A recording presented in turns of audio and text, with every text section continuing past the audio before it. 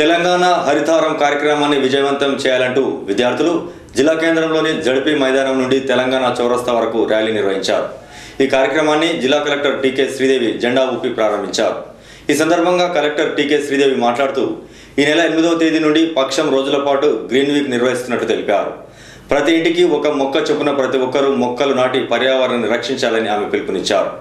విద్యార్థులు తాము సైతం మొక్కల్ని నాటడానికి స్ఫూర్తి ఇవ్వడానికి ర్యాలీ నిర్వహించినట్లుగా తెలిపారు. మహబూబ్ నగర్ వాసులకు అందరికీ కూడా నమస్కారం. ఈ సంవత్సరం మనము హరితహారం కార్యక్రమము 8వ తారీఖు నాడు నుంచి స్టార్ట్ చేస్తున్నాం కాబట్టి 15 రోజులు మనకు గ్రీన్ వీక్ కాదు, ఇది గ్రీన్ ఫార్ట్ నైట్. అయితే దీంట్లో ముఖ్యంగా ఏంటంటే అన్ని జిల్లాల వాళ్ళు కూడా హరితహారం కార్యక్రమంలో పాల్గొని ఈ అన్ని డిపార్ట్మెంట్స్ అందరూ కూడా ప్రజలు కూడా ఈ హరితహారం కార్యక్రమంలో పాల్గొని దీన్ని సక్సెస్ఫుల్గా చేయాలని కోరుతున్నాను.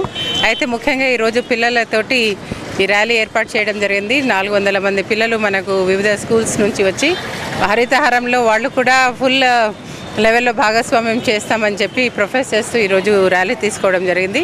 ఇదే స్ఫూర్తితోటి ప్రజాప్రతినిధులు మొక్కలు నాటి హరితహారం కార్యక్రమాన్ని ముందుకు తీసుకుని వెళ్లాల్సిందిగా కోరుతున్నాను.